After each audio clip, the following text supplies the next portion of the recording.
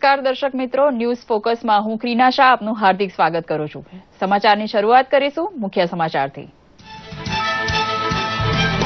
પ્રધાનમંત્રી મોદીનો કાફલો 6 દિવસ માટે 4 દેશની યાત્રાના પહેલા પડાવમાં બર્લિન પહોંચતા કરાયું દબદબાભર્યું સ્વાગત. જર્મની, સ્પેન, રશિયા અને ફ્રાન્સ સાથે આર્થિક દોસ્તી ગાઢ બનાવશે ભારત.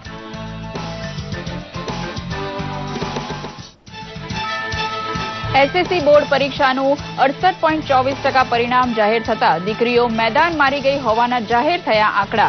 અંગ્રેજી માધ્યમમાં 92%, તો ગુજરાતી માધ્યમના માત્ર 65% વિદ્યાર્થી ઉત્તીર્ણ થયા. ગુજરાતમાં શિક્ષણ સ્તરનો તફાવત બોર્ડ પરીક્ષાને લીધે મળે છે જાણવા. 97% સાથે રાજકોટનું રૂપાવટી કેન્દ્ર મોખરે રહ્યું, તો માત્ર 10% પરિણામ સાથે સાબરકાંઠાનું લાંબડિયા કેન્દ્ર સાવ છેલ્લે. મતદાન મથક દીઠ સક્રિય ભાજપ કાર્યકરોના માર્ગદર્શન માટે મોરબી પહોંચ્યા કેન્દ્રીય મંત્રી પરસોત્તમ રૂપાલા. મોદી સરકારે હાંસલ કરેલ બહેતરીન સિદ્ધિઓના બયાન વડે મતદાન માનસને ભાજપ તરફ ઢાળવા કરી અપીલ.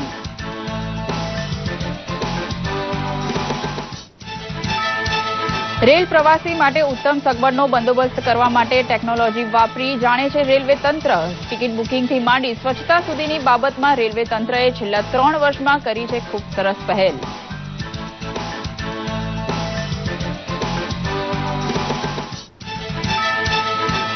સનદી સેવામાં પ્રોબેશનર તરીકે આવેલા યુવા અધિકારી સાથે પ્રગતિશીલ ગુજરાતની વાત કરે છે મુખ્યમંત્રી. પ્રત્યેક નિર્ણયના કેન્દ્ર સ્થાને આમ આદમીની ભલાઈ હોય તો પરિણામ ચોક્કસ મળવાનો વિશ્વાસ કર્યો રજૂ.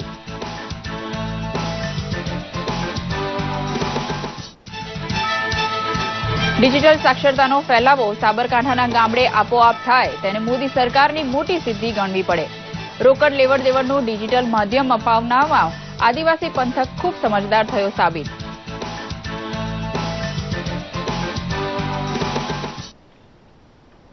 સમાચાર વિગતવાર જોઈએ. પ્રધાનમંત્રી નરેન્દ્ર મોદીનો કાફલો હાલ પ્રથમ પડાવમાં જર્મનીના બર્લિન ખાતે પહોંચ્યો, ત્યારે તેમનું દબદબાપૂર્ણ સ્વાગત કરવા મહાનુભાવો હાજર રહ્યા હતા. ભારત પાસે ઉપલબ્ધ મૂડીરોકાણની ઉત્તમ તક વિશે તવંગર દેશોને વાકેફ કરવા ઉપરાંત ત્રાસવાદના પ્રતિકાર માટે વૈશ્વિક સહકારની ભરપૂર કોશિશ પ્રધાનમંત્રી કરવાના છે. જર્મની, સ્પેન, રશિયા અને ફ્રાન્સની યાત્રાનો પહેલો પડાવ બર્લિન છે, જ્યાં જર્મન ચાન્સેલર એન્જેલા મર્કલ સાથે પ્રધાનમંત્રી મંત્રણા યોજશે. કેન્દ્રીય મંત્રી હર્ષવર્ધન, પિયુષ ગોયલ, નિર્મલા સીતારમણ તથા એમજે અકબર સાથે મળી અનેક ક્ષેત્રમાં જર્મનીનો સહકાર અને મૂડીરોકાણ મેળવવા કોશિશ કરશે. ભારત અને જર્મનીની મોટી કંપનીઓના વડા પણ પરસ્પર ફાયદાકારક સોદા માટે આ પ્રસંગે વાતચીત કરવાના છે. ભારતીય રેલવેની સિસ્ટમમાં પદ્ધતિસર પરિવર્તન લાવવું એ સમયની તાતી જરૂરિયાત હતી. મંથર ગતિએ ચાલતી રેલવે પ્રધાનમંત્રી નરેન્દ્ર મોદીની સરકારના નેજા હેઠળ ખાસ્સું આગળ વધી ગઈ છે. છેલ્લા 3 વર્ષમાં ભારતીય રેલવેએ સામાન્ય કામકાજ કરવાની પરંપરાને તોડીને ખાસી આગળ વધી છે. જોકે આ તો એક નાનકડી શરૂઆત જ કહેવાય.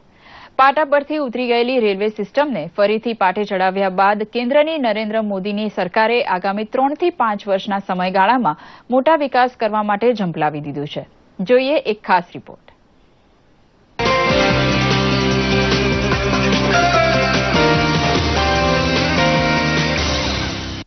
અર્થતંત્રની કરોડરજ્જુ અને સામાજિક જીવનની જીવાદોરી સમાન એટલે ભારતીય રેલવે.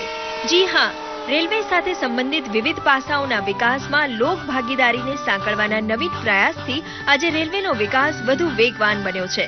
अब है कि अब रेलवे की जो भी कोच नई बनेगी वो LHB रेक्स ही होंगी, जो पहले राजधानी शताब्दी के लिए लगाई जाती थी. पुरानी डिजाइन के हम कोचेस को धीरे धीरे फेज आउट कर रहे हैं. नहीं, जैसा मैंने पहले कहा कि इतना बड़ा तंत्र है, किसी भी नई चीज को पूरे से लागू करने में और निकालने में वक्त लगता है, लेकिन प्रक्रिया चालू है. नई डिजाइनिंग की कोचेज आ रही हैं और जो स्मार्ट आप जो अभी कर रहे हैं, अभी फुल ग्लास, अभी आपने देखा होगा कि एक फुल ग्लास टॉप जो है उसकी कोचेज टूरिस्ट के लिए आ रही हैं कि आप शीशे से आप पूरा बाहर आप देख सकते हैं, तो वो भी नई आ रही है. ભારતીય રેલ વિભાગ દ્વારા અમદાવાદ સહિત રાજ્યના રેલવે સ્ટેશનોને વધુ આધુનિક અને સુવિધાસભર બનાવવામાં આવ્યા છે. એક સમયે અમદાવાદ રેલવે સ્ટેશન પર કોઈ લાંબો સમય ઊભું પણ રહી શકતું ન હતું, પરંતુ આજે અમદાવાદ ભારતીય રેલવે પશ્ચિમ ડિવિઝનમાં A1 સ્ટેશનમાં ગણાય છે, જેનું મુખ્ય કારણ છે સ્ટેશનની સાફ સફાઈ અને સ્વચ્છતા. कुछ वर्षों में काफ़ी बदलाव आया है, खास करके जन जागृति की बात सफाई को लेकर के लोगों को इसमें जोड़ना और रेल प्रशासन के तरफ भी कंटिन्यूअस मॉनिटरिंग करके स्टेशन की और गाड़ियों की सफाई को प्राथमिकता देना। वाईफाई के प्रावधान का बहुत बड़ा अच्छा काम हुआ है। शुरुआती दौर पे एमटीएस के माध्यम से, बाद में वोडाफोन पे और अभी रेलटेल के माध्यम से फ्री वाईफाई स्टेशन पे उपलब्ध है, जो कि यात्रियों के लिए बहुत हेल्पफुल है। આજે અમદાવાદ રેલવે સ્ટેશનના તમામ પ્લેટફોર્મને battery operated push scrubber, wet and dry vacuum cleaner, battery operated ફ્લિયર વગેરેથી રોજબરોજ સાફ કરવામાં આવી રહ્યા છે. પ્રધાનમંત્રીશ્રીના સ્વચ્છ ભારત અભિયાન અંતર્ગત પ્લેટફોર્મની સાથોસાથ રેલવેમાં પણ બાયો ટોયલેટ અને વેક્યુમ ટોયલેટ તથા વેસ્ટ ટુ એનર્જીનો આધુનિક પ્રયોગ કરાયો છે, જેને રેલવેમાં પ્રવાસ કરતા મુસાફરો બિરદાવી રહ્યા છે. આ સાથે સોલાર એનર્જી અને વોટર કન્ઝર્વેશનના નવતર અભિગમોથી ભારતીય રેલવે ક્લીન એન્ડ ગ્રીન રેલની સંકલ્પના સાકાર કરી રહી છે. બીજું સ્વચ્છતાને લઈને પણ અત્યારે ઘણા બધા ફેર પડી ગયા છે. રેલવેમાં જે બાયોટેકનોલોજીકલ જે ટોયલેટ્સ આવ્યા છે એ પણ સારા છે. વત્તા જે કોન્ટ્રાક્ટ આપ્યા છે કે રેલવે સ્ટેશન ઉપર, અમુક રેલવે સ્ટેશન ઉપર સ્વચ્છતાના કર્મચારીઓ આવે છે, દવાને એનાથી ફિનાઇલ છાંટીને ટોયલેટ્સને પેસેજ પણ સાફ કરે છે. આધુનિક ટેકનોલોજીના વિનિમય દ્વારા રેલવે સ્ટેશન પર water vending machine, automatic ticket vending machine અને સ્માર્ટ કાર્ડ જેવી સુવિધાઓથી મુસાફરોને પડતી અગવડોનો અંત આવ્યો છે. તેમજ યાત્રિકોની સુરક્ષા અંગે બજેટમાં કરાયેલા પ્રાવધાનો પ્રમાણે ટ્રેનોમાં મહિલા સુરક્ષા માટે નિર્ભયા ફંડનો ઉપયોગ, સીસીટીવી જેવી સુવિધાના નિર્ણયથી રેલ મુસાફરી વધુ સરળ અને સુરક્ષિત બની છે. સાથે રેલવે સ્ટેશન પર એસ્કેલેટર, દિવ્યાંગો માટે લિફ્ટની સુવિધાઓ પૂરી પાડવામાં આવી રહી છે. અને મેં જોયું છે કે ટ્રેનમાં સફર કરતી વખતે સુરક્ષાનું બહુ બધું ધ્યાન રાખવામાં આવે છે અને સફાઈ બી બહુ સારી હોય છે. પહેલા કરતા હવે મહિલાઓ સારી રીતે અહીંયા સુરક્ષિત મહિલા ટ્રેનમાં મુસાફરી કરી શકે છે. હવે મહિલાઓ રાતની ટ્રેનની મુસાફરી બી સરસ રીતે કરી શકે છે. बदलाव सुधार तो काफ़ी है. आज घर बैठे बैठे हमको रिजर्वेशन मिलता है, फैसिलिटी मिल रही है, वो अच्छी सुविधा दी है उन्होंने. ऑप्शन है, आगे का सब जर्नी अपने मैनेज कर सकते हैं. અહીંયા જે સરકારે સુવિધા ઉપલબ્ધ કરી તે બહુ સુંદર છે. બહાર આ જ બોટલના 20 રૂપિયા લેવામાં આવે છે, અહીંયા 5 રૂપિયામાં આપણને મળે છે. यहाँ अहमदाबाद में मैंने बहुत अच्छा देखा, एक पीओएस मशीन लगी हुई है जिसे हमें कैश रखने की झंझट नहीं रहता और आसानी से टिकट मिल जाता है. लाइन में रहने का झंझट नहीं रहता. કે હવે રેલવે સ્ટેશન્સમાં ફ્રી વાઈફાઈ થઈ ગયું છે એટલે અમારી જેવા યંગસ્ટર્સને ખૂબ જ રીતે સારું પડે છે. ગમે ત્યારે ગમે એમ ટિકિટ બુક કરવી હોય કે જે કંઈ હોય એ બધું એકદમ સરસ રીતે બધું થઈ જાય છે. रेलवे पे यहाँ सारी सुविधाएं हैं, शेयर मिल गई है, हम आराम से मतलब सफर कर सकते हैं. ये विकलांग है तो उनको कोई दुख नहीं है, टेंशन नहीं है.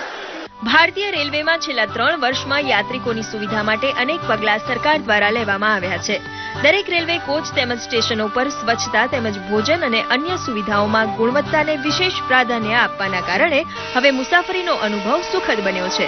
સાથોસાથ અમદાવાદ સહિત રાજ્યના મોટા રેલવે સ્ટેશન વાઈફાઈ સુવિધાથી સજ્જ કરવાને લીધે રેલવેની કાયાપલટ થઈ ગઈ છે. બ્યુરો રિપોર્ટ, દૂરદર્શન સમાચાર, અમદાવાદ. નાની ઉંમરે કારકિર્દીનો પહેલો ઉમરો ઓળંગવાની સિદ્ધિ એટલે એસએસસીની પરીક્ષા. ટકાવારીના આંકડા ભણતરની દિશા નક્કી કરતા હોવાથી સ્પર્ધાના આ યુગમાં બાળક જેટલું તાણમાં હોય એટલી જ તાણ મા બાપ પણ અનુભવે છે. આજે એસએસસીનું 68.24% પરિણામ જાહેર થયું. પાસ, નાપાસ, હાર જીત અને ખુશી ગમના કેટલાય દ્રશ્યો ભજવાયા. સારા ટકા લાવ્યા તેને ડીડી ગિરનારની ખૂબ ખૂબ શુભેચ્છા.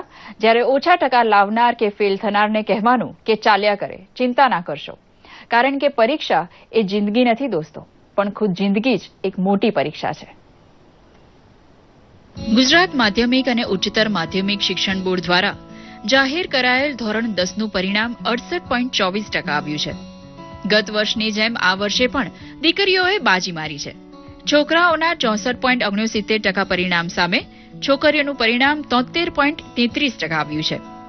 ધોરણ 10ની પરીક્ષામાં 11.02 લાખ નિયમિત વિદ્યાર્થીઓ નોંધાયા હતા, જેમાંથી 7,75,013 વિદ્યાર્થીઓએ પરીક્ષા આપી હતી, જે પૈકી 5,28,870 વિદ્યાર્થીઓ પાસ થયા છે. ધોરણ 10ની પરીક્ષા રાજ્યના 876 કેન્દ્રો પરથી લેવામાં આવી હતી. સૌથી વધારે પરિણામ રાજકોટ જિલ્લાના રૂપાવટી કેન્દ્રનું 97.47% સાથે, જ્યારે સૌથી ઓછું પરિણામ સાબરકાંઠા જિલ્લાના લાંબડિયા કેન્દ્રનું 10.50% સાથે રહ્યું છે. જિલ્લાવાર જોઈએ તો સૌથી વધુ પરિણામ સુરત જિલ્લાનું 79.27%, જ્યારે સૌથી ઓછું નર્મદા જિલ્લાનું 46.90% રહ્યું છે. ગુજરાતી માધ્યમ ગઈ વખતે ખૂબ ઓછું હતું, 52.54% હતું. 54માંથી 65.93% એ ગુજરાતી માધ્યમનું પરિણામ આવ્યું છે. પરિણામ જોતા એમ લાગે છે કે શિક્ષણ વિભાગ દ્વારા કરવામાં આવતી કામગીરીમાં અમને સફળતા મળી. વિદ્યાર્થીઓને હું શુભકામના આપું, જેમણે સારી ઉત્તીર્ણ રીતે પાસ થયા છે અને નથી થયા એમને પણ હું કહું છું કે જરાય પણ વિશ્વાસ ડગમગ્યા વગર આપણે જે લક્ષ્ય સુધી પહોંચવું છે પુનઃ પ્રયાસ કરે. અમારા 99.77% આવ્યા હતા અને 92.17% આવ્યા હતા. તો આખા દિવસની લગભગ એક્ઝામ વખતે 10 કલાકની મહેનત રહેતી હતી. મારે રિઝલ્ટ 93% અને 99.84% છે. મેં ટ્યુશન નહોતું રખાયું અને હું બહુ ખુશ છું કે હું ટ્યુશન વગર મારી પોતાની મહેનતથી આટલા માર્ક મેં પ્રાપ્ત કર્યા. મારું સપનું ડૉક્ટર બનવાનું છે, ફિઝિયોથેરાપિસ્ટ. એમાં ઘણા લોકોને આજના ફિઝિયોથેરાપિસ્ટની માંગ બહુ જ છે, એટલે મેં ફિઝિયોથેરાપિસ્ટ બનવાનું નક્કી કર્યું છે. અમદાવાદમાં સંસ્કાર કેન્દ્ર ખાતે શ્રેષ્ઠ પરિણામ લાવનાર વિદ્યાર્થીઓ એકઠા થયા હતા અને ધોરણ 10ની સફળતાની ઉજવણી પણ કરી હતી. બધા વિદ્યાર્થી મિત્રોએ એકબીજાને શુભેચ્છા પાઠવી હતી. મેયર શ્રી ગૌતમ શાહે ખાસ ઉપસ્થિત રહી સફળ વિદ્યાર્થીઓને અભિનંદન પાઠવ્યા હતા. વિદ્યાર્થીઓ પણ પોતાના ભવિષ્ય પ્રત્યે ઉત્સાહિત જણાતા હતા. વલસાડ જિલ્લાનું કુલ પરિણામ 64.78% આવ્યું છે. વલસાડ સિટીમાં 58.25%, પારડી કેન્દ્રમાં 73.04%, વાપી કેન્દ્રમાં 78.61%, ઉમરગામ કેન્દ્રમાં 73.25%, ધરમપુર કેન્દ્રમાં 61.09% પરિણામ રહ્યું. પરિણામ બાદ કહી ખુશી કહી ગમનો માહોલ જોવા મળ્યો હતો. ત્યારે વલસાડ જિલ્લાની મુલાકાતે આવેલા બીજેપી પ્રદેશ પ્રમુખ જીતુભાઈ વાઘાણીએ વિદ્યાર્થીઓને શુભકામના પાઠવી હતી. તાપી જિલ્લાનું પણ 65.21% પરિણામ આવતા સફળ થયેલા વિદ્યાર્થીઓમાં ખુશીની લહેર વ્યાપી હતી અને તેઓ પરસ્પર એકબીજાને શુભેચ્છા આપતા નજરે ચડ્યા હતા. Bureau report, Ahmedabad. કેન્દ્રીય કૃષિ રાજ્યમંત્રી અને ભાજપ રાષ્ટ્રીય ઉપાધ્યક્ષ પરસોત્તમ રૂપાલાની અધ્યક્ષતામાં મોરબી ખાતે પંડિત દીનદયાળ ઉપાધ્યાય જન્મ શતાબ્દી વર્ષ અંતર્ગત અનોખું અભિયાન યોજાયું હતું. મોદી સરકારના 3 વર્ષની સિદ્ધિ અને સોપાન અંગે જન સુધી માહિતી પહોંચાડી રહ્યા છે. કેન્દ્રીય કૃષિ રાજ્યમંત્રી રૂપાલાએ જણાવ્યું હતું કે પાર્ટી પંડિત દીનદયાળજીની વિચારધારા મુજબ જ ચાલે છે. પક્ષ અને સરકાર મહાપુરુષના મહોત્સવની અખિલ ભારતીય ઉજવણીમાં વિસ્તારક યોજના છે, જેમાં 1 વર્ષ, 6 મહિના અને 15 દિવસ માટે સમય આપનારા કાર્યકર્તાઓ પાર્ટીએ ચિંધેલું કામ કરશે, જેમાં 15 દિવસના કાર્યક્રમની શરૂઆત થઈ ગઈ છે. 50,000 કાર્યકર્તાઓ નીકળ્યા છે. આ યોજનામાં બૂથ એ અમારું પાર્ટીનું નાનામાં નાનું એકમ છે. અમારી પાર્ટીની જે રચના થાય છે એનું પહેલું એકમ બૂથ છે અને બૂથથી શરૂ થતું એકમ પછી મંડળ બને છે, પછી શહેર બને, જિલ્લો બને, રાજ્ય બને અને પછી રાષ્ટ્રીય પાર્ટીની રચના થતી હોય છે. કેવી કેવી સિદ્ધિઓ આપણી સરકારને મળી છે, રાજ્યની સરકારના આપણા કાર્યક્રમો શું છે, કેવા છે, એની બૂથના કાર્યકર્તાઓ સાથે, બૂથના નાગરિકો સાથે કેવી રીતે આપણે એનું આયોજન બૂથવાળા કરે છે, એને આ વિસ્તારકો આગળ વધારશે. ગાંધીનગર ખાતે સનદી સેવાના તાલીમાર્થી અધિકારીઓએ મુખ્યમંત્રી વિજય રૂપાણીની મુલાકાત લીધી હતી અને તેમની સાથે ચર્ચા વિચારણા પણ કરી હતી. મુખ્યમંત્રીએ નવા સનદી અધિકારીઓ સાથે ઓળખાણ અને પૂછપરછ કર્યા બાદ તેમને શુભેચ્છા પાઠવી હતી, તેમજ કેટલાક સૂચનો પણ કર્યા હતા અને પોતાની ફરજ દરમિયાન નિષ્પક્ષ નિર્ણય લેવા અપીલ કરી હતી. ઝડપી વિકાસ માટે ગુજરાતે કરેલી અનેક પહેલથી તેમને વાકેફ કરાવાયા હતા.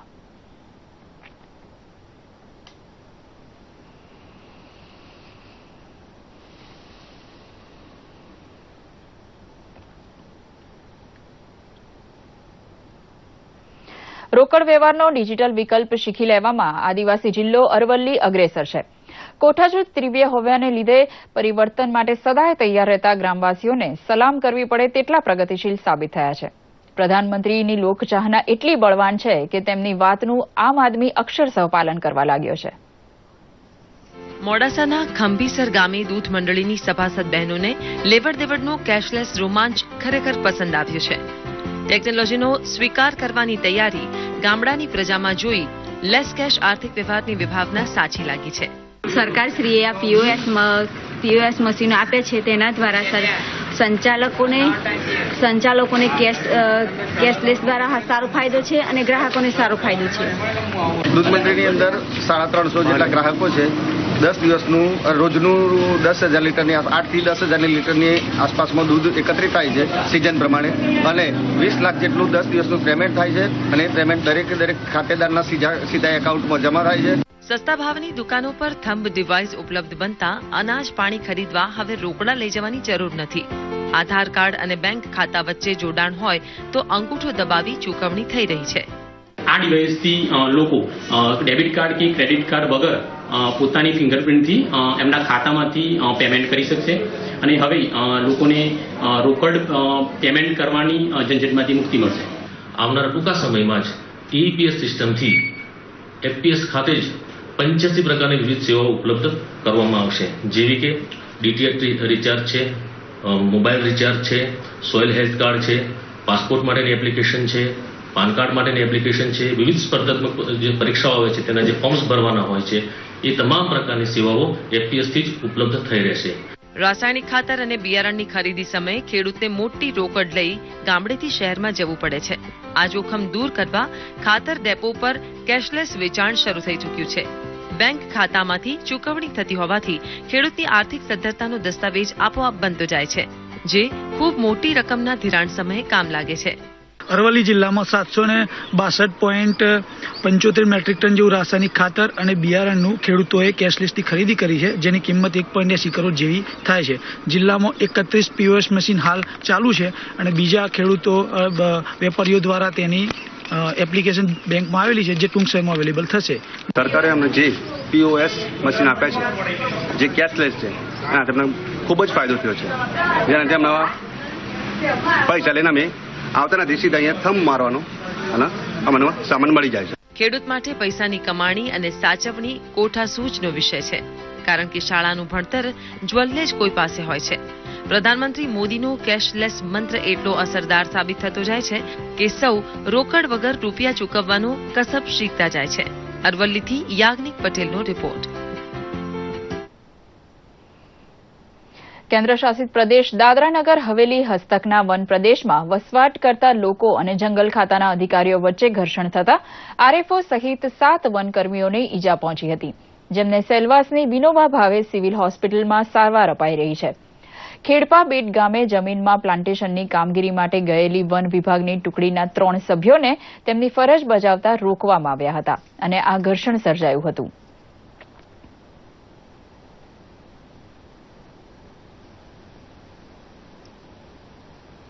પ્લાન્ટેશનની કામગીરી માટે એલાઇનમેન્ટની કામગીરી માટે દોરીને એવું લઈ ગયો. 50-60 માણસો આવ્યા, મને ઘેરો ગાયેલો પછી તમારે સાહેબને વાત કરો એમ કે બોલાવો. એટલે મેં મારો ફોરેસ્ટર SB રોહિતને ફોન કર્યો. ફોરેસ્ટર સાહેબ આવ્યા એમ કે તું કોણ બોલ, તને કાંથી ખબર છે એમ કે કાયદો પસાર થયેલો એમ કરીને જેની અંદર ધકેલો ને નીચે બેસે એમ કરીને નીચે બેસે એમ કરીને ધક્કો મારીને નીચે બહાર કીધું ને પછી મારવાનું ચાલુ જ કર્યું. બનાસકાંઠાના ખીમાણા ગામે સુલતાન ભગવાનનો અનોખો મહિમા છે. આ મૂર્તિઓ પહેલા સિદ્ધપુરના જિનાલયમાં બિરાજીત હતી, પરંતુ મુસ્લિમ શાસક અલાઉદ્દીન ખિલજીના આવ્યા બાદ મૂર્તિઓને જિનાલયમાં મૂકી દેવાઈ હતી. મૂર્તિના ચમત્કાર જોયા પછી ખિલજીએ કહ્યું હતું કે આ દેવ તો બાદશાહ સુલતાન છે. ત્યારથી જ તે મૂર્તિઓને સુલતાન ભગવાન તરીકે સંબોધવામાં આવે છે. પ્રાચીન પાર્શ્વનાથ અને શાંતિનાથની આ મૂર્તિઓ હાલમાં ખીમાણા ગામના દેરાસરમાં છે. 100 વર્ષ પહેલા આ મૂર્તિ અહીં લાવવામાં આવી હતી. હાલમાં આ જિનાલયોના જીર્ણોદ્ધાર કરવામાં આવ્યો છે. આ મૂર્તિઓને આજે પણ સુલતાન ભગવાન જ કહેવામાં આવે છે. આ જે પ્રતિષ્ઠા મહોત્સવ થયો છે તે ગચ્છાધિપતિ હેમપ્રભાત સુરેશ્વરજી મહારાજ સાહેબની નિશ્રામાં થયો છે અને આ મહોત્સવ ખૂબ આનંદપૂર્વક અન્ય સાધુઓ લગભગ 90થી 100 સાધુ સાધ્વીઓ તેમજ મોટા પ્રમાણમાં મહેમાનો પધારેલો અને બહુ ઉત્સાહપૂર્વક આ મહોત્સવ પૂર્ણ કરેલો છે.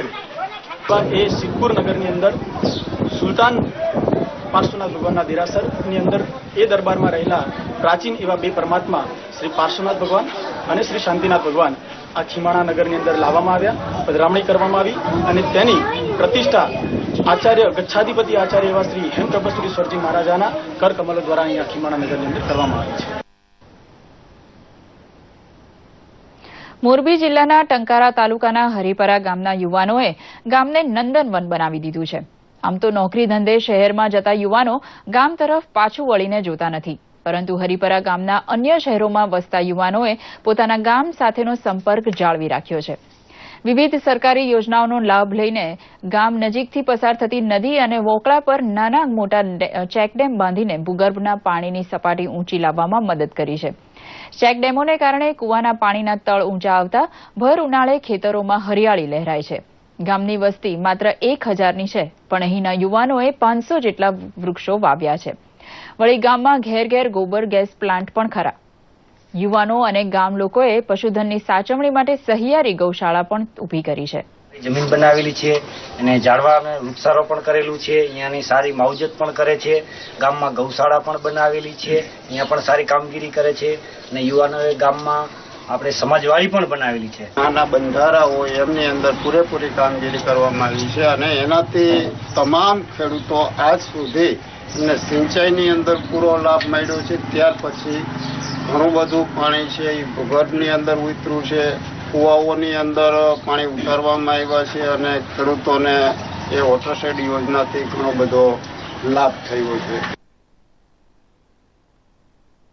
હવે જોઈએ સોશિયલ મીડિયામાં ટ્રેન્ડ થયેલા કેટલાક સમાચારોનો અમારો ખાસ રિપોર્ટ સોશિયલ કનેક્ટ.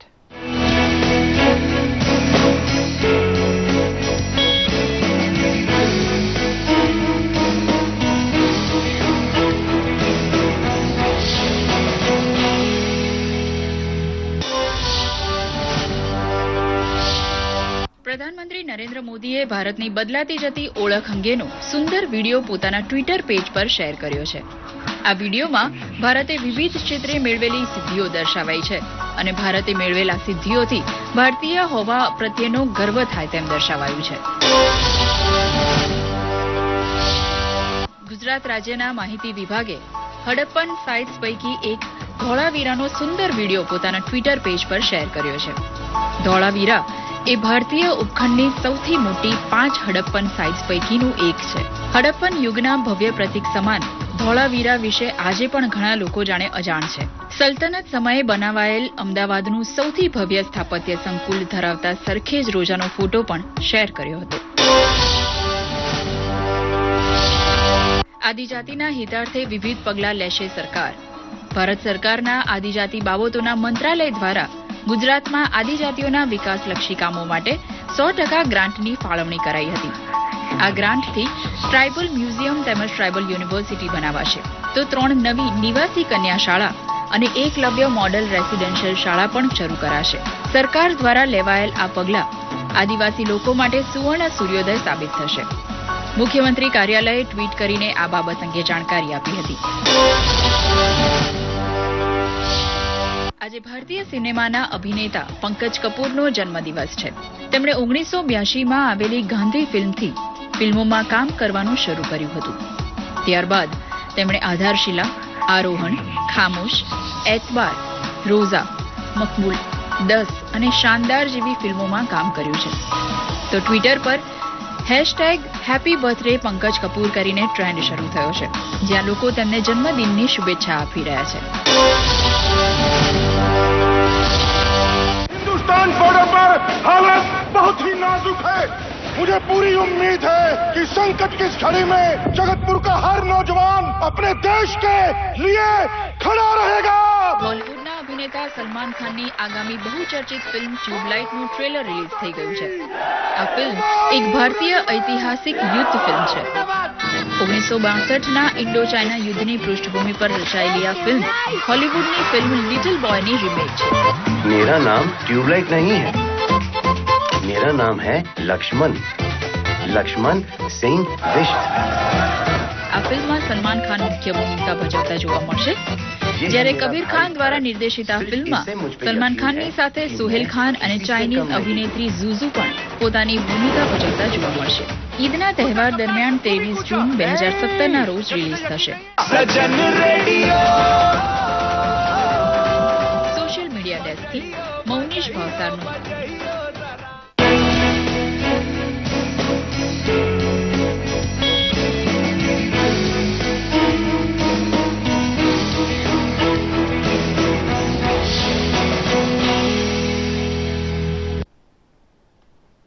આ સાથે જ આ સમાચાર અહીં સમાપ્ત કરીએ છીએ. નમસ્કાર.